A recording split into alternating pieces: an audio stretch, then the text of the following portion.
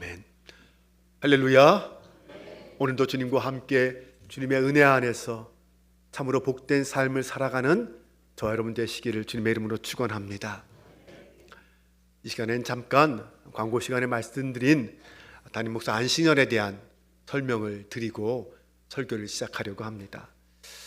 안식년에 대해서 궁금해하신 분도 계시고 또 담임 목사가 어떻게 안식년을 보낼지 궁금해하시는 분도 계실 것 같습니다. 성경 속에서 안식년이란 어떤 것일까요? 창세기 2장에 안식이란 말이 처음 등장합니다. 하나님이 일곱째 날에 그가 하시던 일을 마치시니 그날에 안식하시니라. 그리고 그날을 거룩하게 하셨다라고 말씀합니다. 이 안식의 개념은 창조 때부터 시작되었습니다. 하나님이 친히 먼저 안식하셨죠. 그리고 우리에게도 안식을 명령하셨습니다. 쉼의 중요성과 거룩함을 제시해 주신 것입니다. 그렇게 안식의 개념을 설명해 주신 하나님이 레위기에 가면 안식년에 대해서 말씀하십니다. 너는 이스라엘 자손에게 말하여 이르라. 7해 동안은 너의 밭에 파종하지 말며 포도원을 가꾸지 말라라고 하십니다. 6년 동안은 농사를 짓고 7년째는 그 땅을 쉬게 하라는 거죠. 사람도 안식이 필요하듯 땅도 안식이 필요하다는 것입니다. 그 땅이 하나님께 속해 있다. 인간은 단지 청지기일 뿐이다 라고 말하시는 것입니다. 그리고 신명기에 가면 안식년에 대한 이런 설명도 나옵니다. 매 7년 끝에 면제하라. 이는 여호와를 위하여 면제한 것이라 라고 말합니다.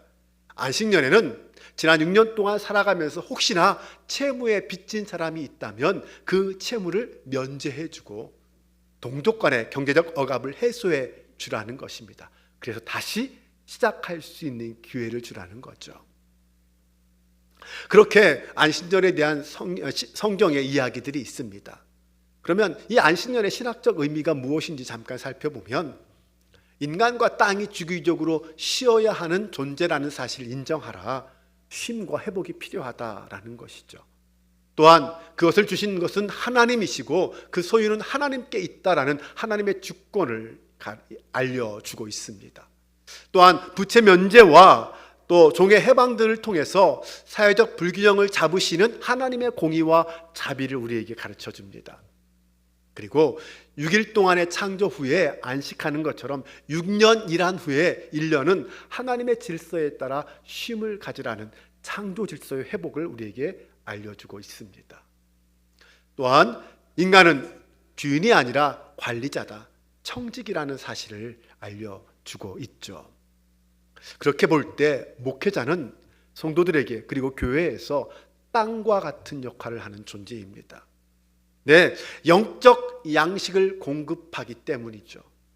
그런 의미에서 이 땅이 6년은 열심히 일해서 음식을 또 농작물을 공급해주고 그 다음 7년째는 쉬어야 그 다음 해에 더 많은 것을 공급해 줄 수 있는 것처럼 목회자도 쉼과 회복과 충전의 시간이 필요하다는 것입니다. 그래서 안식년을 보통 교회가 제공해 주고 있습니다. 현대교회에서도 이 안식년 제도를 도입해서 목회자들에게 정기적인 재충전의 시간을 제공해 주고 있습니다. 이것이 바로 성경적 원리를 따라 육체적인 쉼과 영적인 회복, 사역의 재정비를 위한 귀한 시간이 되고 있습니다. 안식년의 목적은 보통 교회들이 이렇게 합니다. 연구와 연수의 기간으로 삼아요. 또 교회가 형편이 되는 교회는 6개월에서 길면 1년까지도 목회자에게 연수의 시간과 또 기회를 제공합니다. 또 가족 간의 시간을 더 많이 가질 수 있도록 도와주고 신학적 재탐구와 재충전의 기간으로 삼기도 합니다. 저는 이번 안식년 동안 제가 계획한 4가지 목적이 있습니다. 저의 영과 육의 쉼과 회복과 재충전을 위해서 안식년을 사용할 것이고요.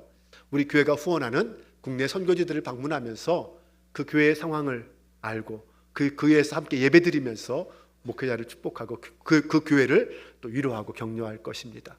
또한 우리 교회가 중점적으로 사역하는 교회학교 사역 그리고 가정사역 그런 어떤 사역들을 잘하는 교회들을 찾아가서 그 교회들의 노하우들을 함께 배우고 또 경험해 보려고 합니다. 또 가족 간의 시간을 좀 더 많이 보내면서 소홀했던 부분들을 챙겨 가려고 합니다. 그래서 저의 일정은 이렇습니다. 교회 안신년 기간 동안 2번 운동회 때와 임원회 때 방문해서 제가 설교를 하려고 합니다. 그리고 국내 선교지는 수요일마다 방문해서 그 교회에서 예배 드리고 설교를 하려고 이미 계획을 다 나누었습니다. 그리고 국내 모범사역교회들을 방문하는 것은 주일날마다 가능하면 가서 그 교회를 방문하여서 함께 예배드리고 그리고 그 교회의 어떤 사역들을 배워보려고 합니다. 그 외에도 개인적으로 친한 목사님들과 함께 베트남 방문도 계획하고 있고요. 마지막 한 주간은 필그림 하우스에서 수도원 생활을 하면서 저의 영적 쉼을 가지려고 합니다. 이런 계획을 가지고 지난 8주간에 길지는 않지만 또 이 8주간의 시간을 계획하고 있습니다. 처음 우리 교회에서 안신년을 하기 때문에 사실 저도 염려도 있고 걱정도 있습니다. 하지만 저는 우리 목회자들을 믿고요. 그리고 장로님들도 믿고 무엇보다 우리 성도들을 믿습니다. 제가 때론 부재할지라도 제가 없을 때 더 열심히 맡은 바 사역에 헌신하면서 교회를 이끌어 가리라고 믿습니다. 제 자리가 보이지 않았으면 좋겠어요. 그래야 저도 마음이 더 편할 것 같습니다. 서로가 합력하여 더욱 든든히 서는 우리 한빛교회가 될 수 있기를 소망합니다. 무엇보다 저와 저희 가정을 위해서 함께 기도해 주시고 잘 쉬고 또 많은 것을 충전하고 돌아올 수 있도록 기도해 주시기를 바랍니다. 감사합니다. 이제 설교를 시작하겠습니다. 참된 평화를 만드는 사람들의 사무총장인 홍상태 목사가 쓴 글에 세상을 향한 교회의 섬김과 봉사라는 글이 있습니다. 거기에서 발췌한 것입니다. 2000년 전 기독교는 로마 제국 내에 있었던 유대교의 한 분파로 여겨졌고 수나 조직에 있어서 여타 종교에 비해서 적을 수밖에 없었다. 미미했던 기독교가 어떻게 해서 로마의 국교가 될 정도로 그 영향력을 넓히게 되었을까? 이에 대해 여러 가지 견해가 있을 수 있다. 성장의 기저에는 사람들의 마음을 사로잡았던 어떤 매력이 있었을 것이다. 세상에서는 인간 대접을 받지 못해도 교회에 가면 환영해주고 평등한 세상을 경험하며 함께 식사를 하였다.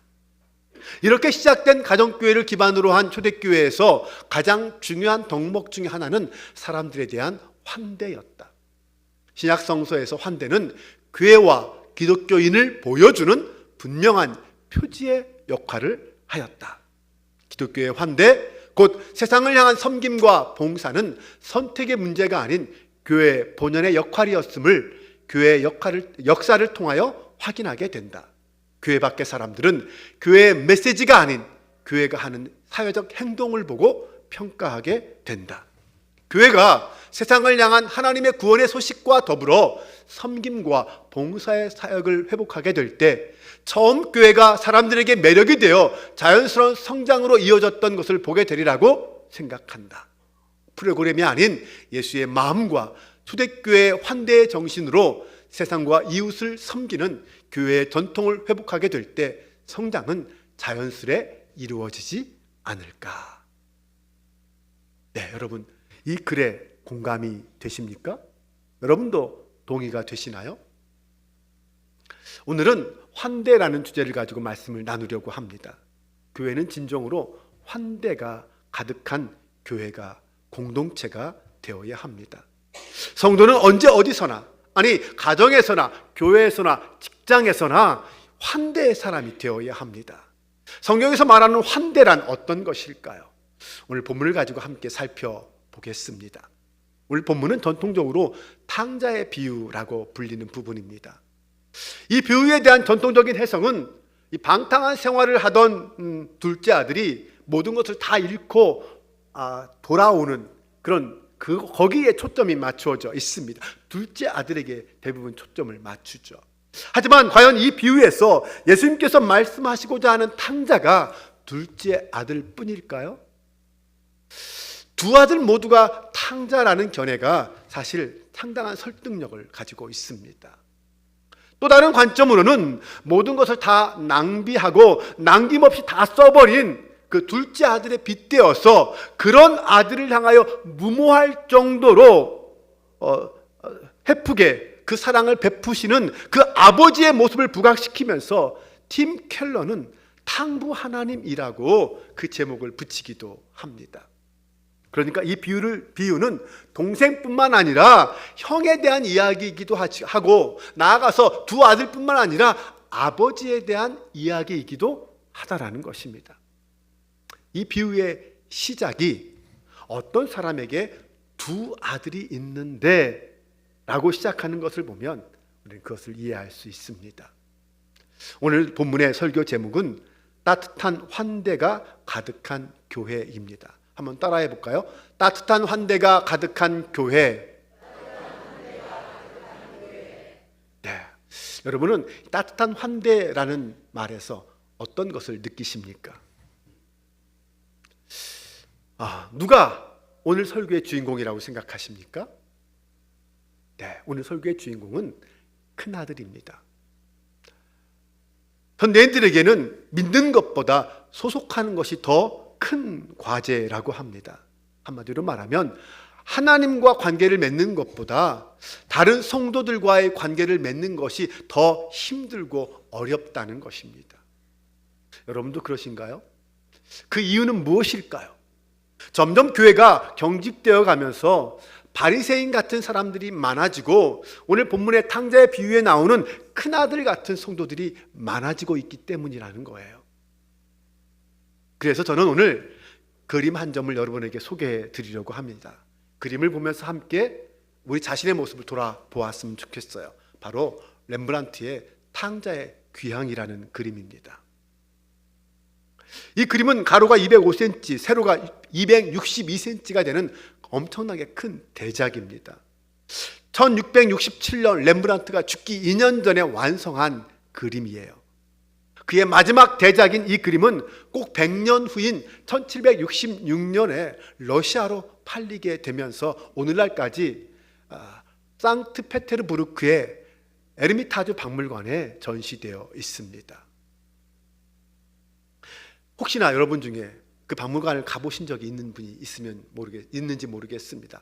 저는 아직 가본 적이 없는데 언젠가는 꼭 한번 가보고 싶습니다. 이 에르미타주 박물관은 대형 박물관과 루브르 박물관과 함께 세계 3대 박물관 중에 하나입니다. 본래 이 박물관은 1762년부터 1917년까지 러시아 로마노프 제국의 왕조의 역대 황제들이 거처하는 궁전이었습니다.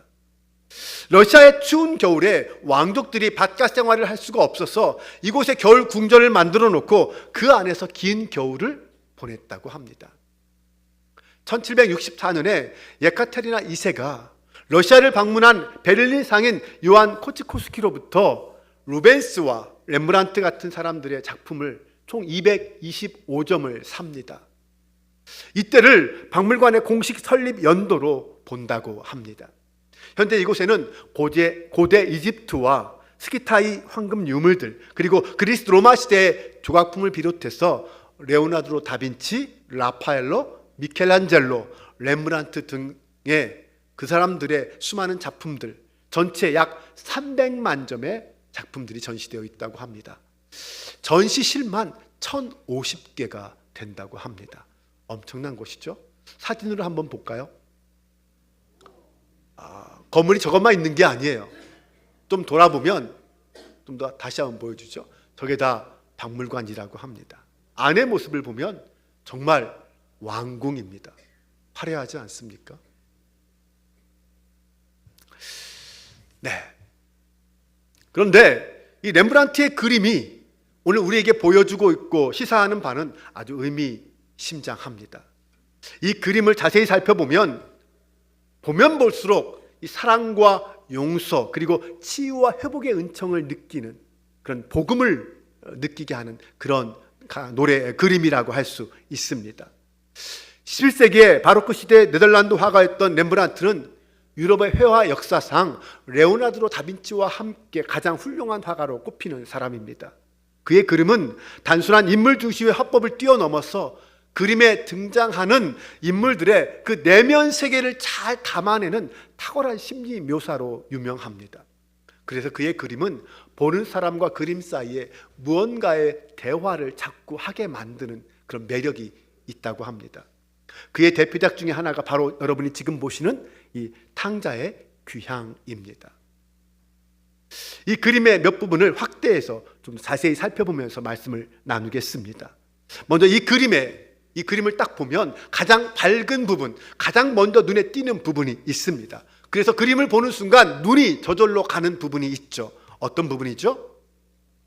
네, 돌아온 탕자의 등 위에 올려진 아버지의 손입니다. 아버지와 둘째 아들이 가장 먼저 보이죠. 이 그림을 자세히 보면 손을 보면서 어떤 것이 느껴지십니까? 손의 모양이 서로 다릅니다. 왼손은 우악스럽고 힘줄이 붉은 남자의 손이죠. 근데 오른손은 어떻습니까? 매끈한 여자의 손입니다. 왜? 왼손은 아버지의 손이라면 오른손은 어머니의 손이라고 할 수 있습니다. 그럼 왜 이 렘브란트는 아버지의 오른손을 남자의 손이 아니라 어머니의 손 같은 여자의 손으로 그렸을까요? 그것은 돌아온 아들에게 위로와 평안함을 주기 위한 따뜻한 엄마의 손으로 표현하고 싶었던 것이죠. 즉 하나님은 아버지이시면서 동시에 어머니의 사랑으로 우리를 품어주시고 끌어안아 주시는 그런 분이다라는 메시지를 이 손을 통하여 담고 있는 것입니다. 네, 성경은 하나님의 아버지 되심 뿐만 아니라 하나님의 어머니 되심의 면도 우리에게 보여주고 있습니다. 성경을 자세히 읽어보면 어머니 같은 하나님의 성품, 하나님의 사랑을 표현한 곳이 참 많이 있습니다. 그 중에 하나가 이사야 46장 3절과 4절입니다. 다 같이 함께 읽어보겠습니다. 야곱의 집이여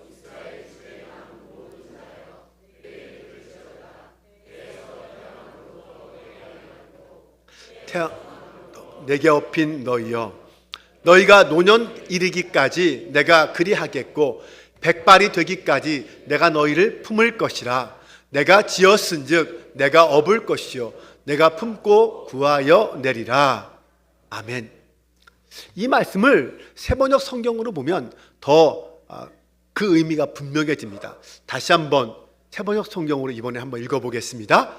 야곱의 집안아, 이스라엘 집안의 모든 남은 자들아, 내 말을 들으라. 너희가 태어날 때부터 내가 너희를 안고 다녔고 너희가 모태에서 나올 때부터 내가 너희를 품고 다녔다. 너희가 늙을 때까지 내가 너희를 안고 다니고 너희가 백발이 될 때까지 내가 너희를 품고 다니겠다. 내가 너희를 지었으니 내가 너희를 품고 다니겠고 안고 다니겠고 또 구원하여 주겠다. 아멘.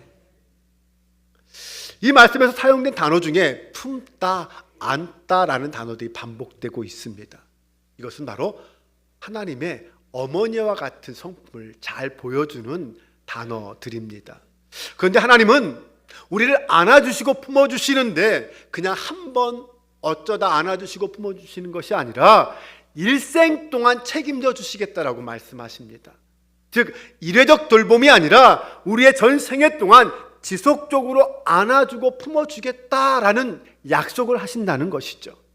이것은 어머니 같은 하나님을 만나 어머니 같은 하나님을 우리에게 표현해 주고 있는 거예요. 오늘 저와 여러분에게 이런 어머니 같은 하나님의 은혜가 차고 넘칠 수 있기를 주님의 이름으로 축원합니다. 그림에서 우리는 이 아버지에게 돌아온 작은 아들의 모습을 살펴볼 수 있습니다. 왼쪽에 아버지 품에 안겨있는 그 아들이 둘째 아들 탕자이죠. 이 작은 아들은 아버지 생전에 자기 몫의 유산을 요구해서 그것을 받아낸 다음에 먼 다른 나라에 가서 허랑방탕하게 사용하다가 모든 것을 다 잃고 굶주림과 곤궁함에 지쳐서 결국 아버지께로 다시 돌아옵니다.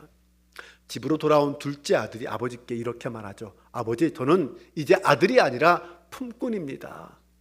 하지만 그 마음에 아들에 대한 사랑, 측은지심이 가득한 그 아버지는 아직도 거리가 먼데 그 아들을 알아보고 맨발로 뛰어가서 목을 안고 입을 맞춥니다. 목을 안고 입을 맞춘다는 것은 용서의 표시입니다. 지금 그림에서 둘째 아들의 모습을 한번 살펴보시기 바랍니다. 옷이 어떻습니까? 네, 여기저기 기운 곳이 많죠. 핏물이 배어있는 그 옷의 모습입니다. 그가 어떤 삶을 살았는지, 얼마나 참담한 삶을 살았는지를 보여주고 있습니다. 두 번째로 그의 발을 보면 샌들이 벗겨진 왼발은 상처투성이입니다. 또 오른발의 샌들은 어떻습니까? 다 부서지고 겨우 조금만 남아있죠. 그가 얼마나 가난하게 살았는지를 보여주는 모습입니다. 바로 잃어버린 자의 모습, 아버지의 품을 떠난 탕자의 모습입니다. 그리고 세 번째, 그 아들의 머리를 한번 보겠습니다. 민머리죠. 머리를 빡빡 깎았습니다. 이것은 아마 스스로 자신이 죄인임을 고백하는 모습이라고 봅니다. 또한 그의 얼굴을 한번 자세히 보겠습니다. 저 얼굴을 보면 뭐가 생각나시나요? 마치 어머니 뱃속에 있는 태아의 모습과도 비슷하지 않습니까? 돌아온 아들의 모습을 이렇게 태아의 모습으로 그린 이유가 무엇일까요?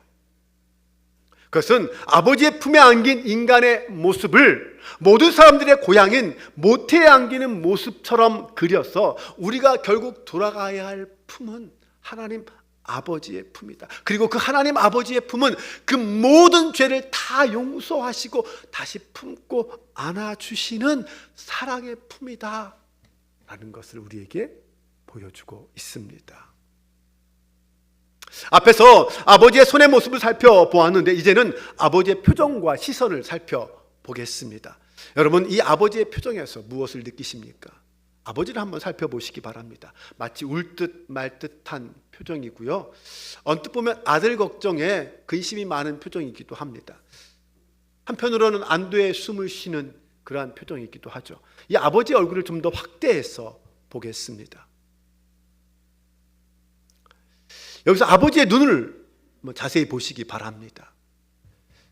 얼굴과 몸은 아들을 향하고 있는데 그 오른쪽 눈은 바깥을 바라보고 있어요.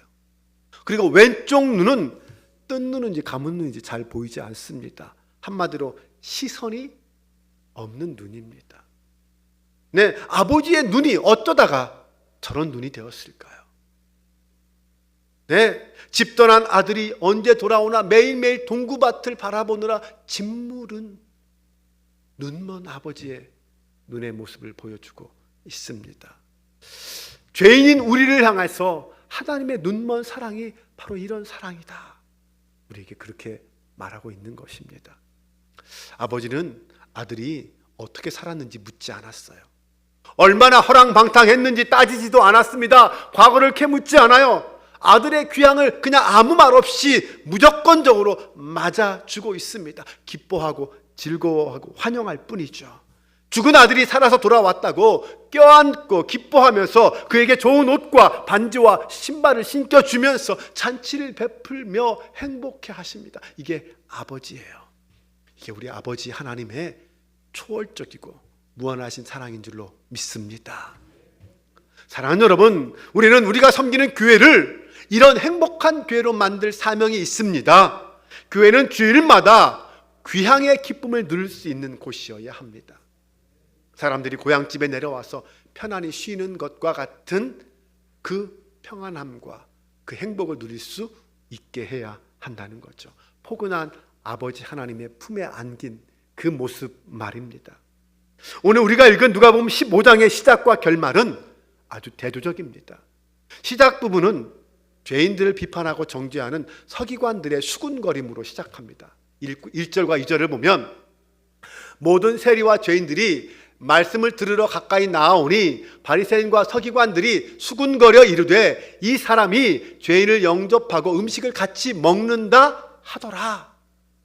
그런데 마지막 15장 32절은 이렇게 끝납니다. 내 동생은 죽었다가 살아났으며 내가 잃었다가 얻었기로 우리가 즐거워하고 기뻐하는 것이 마땅하다 하니라.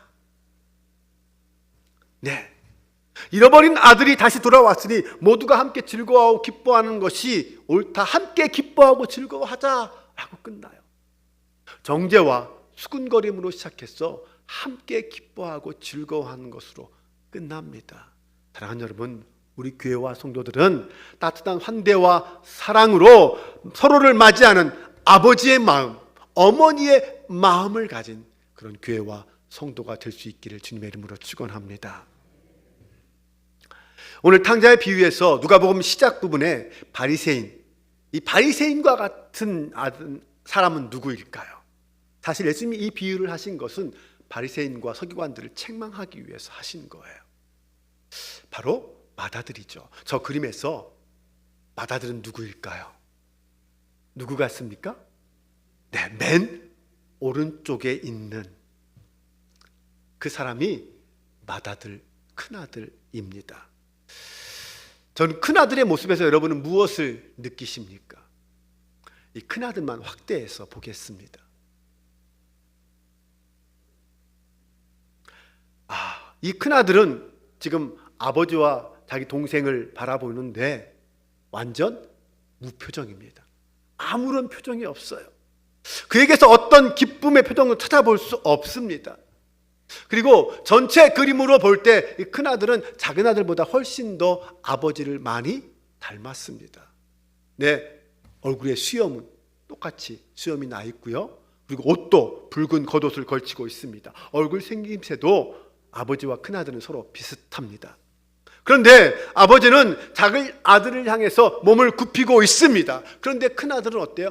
꼿꼿하게 서 있습니다. 네, 그의 긴 단장은 그의 자세를 더욱 강하게 보여주고 있죠. 그리고 둘째 아들과 자기 동생과 일정한 거리를 두고 있습니다. 이것은 마치 텃세를 하는 기존교인의 모습과도 비슷합니다. 아버지와 큰아들의 이런 겉으로의 비슷한 점에도 불구하고 그들의 내적 공감대는 전혀 없습니다. 네, 두 사람이 왜 이렇게 다를까요? 우리가 예배 시간에 서로 인사를 자주 하죠. 네, 잘 오셨습니다. 주님의 사랑으로 사랑합니다. 주의 사랑으로 환영합니다. 당신의 장점을 좋아하지만 단점까지도 사랑합니다. 그런데 그런 인사를 할 때 그냥 시키니까 따라하는 그런 마음, 그런 형식적인 인사가 되어서는 안 될 것입니다. 우리가 서로가 서로에게 주님의 마음을 품고 주님의 이름으로, 주님의 사랑으로, 그 따뜻함으로 환영하는 그 마음이어야 한다는 것입니다. 특별히 교회에 찾아오는 사람들, 그가 죄인이든 새가족이든 어쩌면 환대받을 만한 모습이 전혀 없다 할지라도 우리는 우리가 아직 죄인 되었을 때에 아무런 조건 없이 우리를 맞아주시고 사랑해 주신 그 아버지 하나님의 사랑을 생각하면서 그들을 따뜻한 환대로 맞아 주어야 합니다. 오늘 여러분에게 묻겠습니다. 따뜻한 마음으로 환대하는 일은 이 세상에서 누가 제일 잘할까요? 백화점 직원? 항공사 승무원들이 잘할까요? 아닙니다. 교회 성도들인 줄로 믿습니다.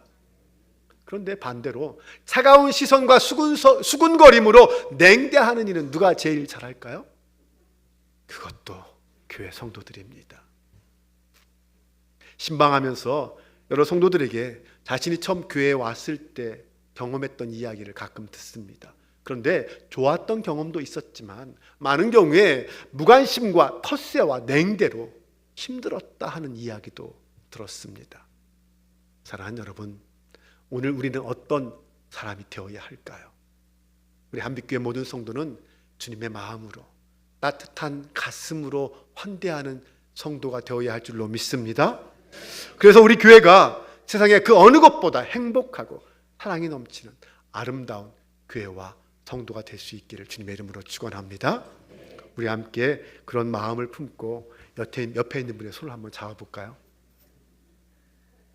네, 얼마나 따뜻한 사랑이 전해지는지 모르겠습니다. 이 시간 우리 그 마음으로 주님의 우리는 사랑의 띠로라는 찬양 다 아시죠? 이 찬양 우리 함께 고백해 보겠습니다.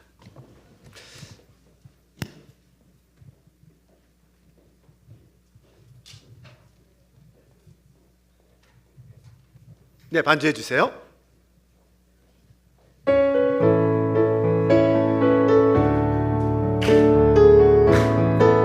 우리는 사랑의 띠로, 우리는 사랑의 옆에 있는 분을 바라보시되 환한 미소로 바라보시며 듣겠습니다. 하나님을 사랑하고 예수님의 사랑을 널리 모두 전하세. 찬양하며 모두 찬양하며 주의 사랑을 전하세. 모두 함께 예수님의 사랑을 세상에 널리 알리세. 우리는 사랑의 띠로, 우리는 사랑의 띠로 하나가 되었습니다. 하나님을 사랑하고 예수님의 사랑을 널리 전하세. 우리 함께 이 시간 기도하기를 원합니다. 교회는 사랑과 용서의 공동체입니다. 교회는 섬김과 환대의 공동체입니다. 이웃을 대하고 성도를 대하는 오늘 나의 마음이 이 하나님의 마음을 닮아 따뜻한 환대의 모습이길 소망합니다. 주님, 오늘 나에게 겸손한 마음, 환대의 마음을 주옵소서. 그 주님의 마음으로 사랑하고 섬기는 제자로 살게 하여 주옵소서. 우리 함께 이 마음 품고 간절한 마음으로 주여 한번 외치고 기도합니다. 주여, 우리를 사랑하시는 아버지 하나님, 우리에게 하나님 아버지의 마음을 주심을 감사합니다. 그 사랑과 섬김의 마음으로 이웃을 바라보고 우리 성도와 자매들을 바라보게 하여 주옵소서. 따뜻한 섬김과 환대의 공동체가 우리 교회가 되길 소망합니다. 진정 그 영혼을 섬기고 그 사랑을 섬기는 그 영혼을 섬길 수 있는 주의 백성들 되게 하여 주옵소서. 아버지 하나님, 주님이 우리를 부르시고 우리를 사랑하셔서 참된 믿음의 자리로, 섬김의 자리로 나아가길 원합니다. 주님 도와주시옵소서. 주님 함께하여 주옵소서.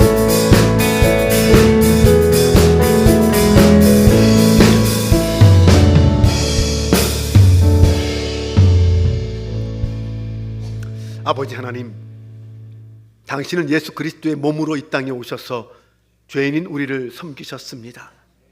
가장 낮고 천한 자리에 오셔서 가장 연약한 자, 병든 자들을 환대하시고 용서와 사랑으로 품으셨습니다. 사랑의 주님, 이제 우리가 주님이 가신 그 사랑과 용서의 길, 섬김과 환대의 길을 따라가길 원합니다. 우리에게 주님의 마음을 주옵소서. 아버지 하나님, 우리가 서로를 바라보는 그 마음이 자기 욕심과 자기 기준으로 판단하는 마음이 되지 않기를 소망합니다. 아버지가 다시 돌아온 탕자를 맞이하는 그 용서와 사랑의 마음으로 바라보게 하옵소서. 형제와 자매들의 연약한 단점까지도 사랑하는 마음을 주옵소서. 무엇보다 우리의 가정에서 부부가, 부모와 형제가 서로를 바라보는 마음이 아버지 하나님의 마음 되게 하옵소서. 성령님이 우리에게 주시는 마음이 이런 환대의 마음인 줄로 믿습니다. 성령의 인도하심에 믿음으로 순종하며 하나님의 뜻을 이루어가는 한빛교회와 성도들 되게 하여 주옵소서. 우리 주 예수 그리스도의 이름으로 기도합니다. 아멘.